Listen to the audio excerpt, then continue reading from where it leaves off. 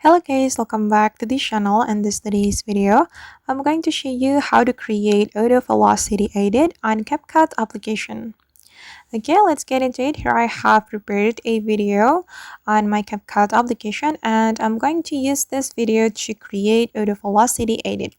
First thing first guys, we can add audio to this video.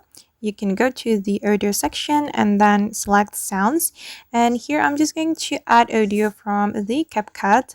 I'm going to select the beat category and I'm just going to pick random audio. I'm gonna go with this one guys. We can click on this plus button to add the audio to our CapCut project.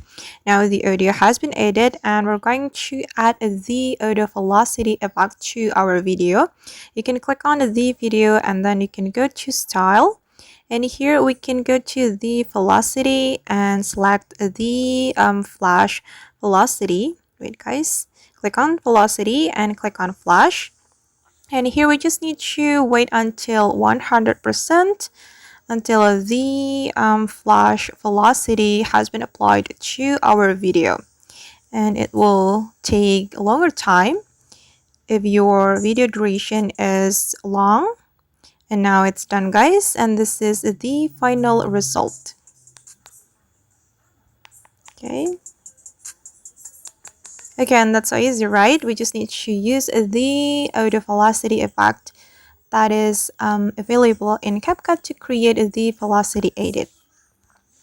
Alright guys, and that's how we can create audio velocity edit on CapCut. I hope this video will be useful for you. Thank you so much for watching and see you in the next video.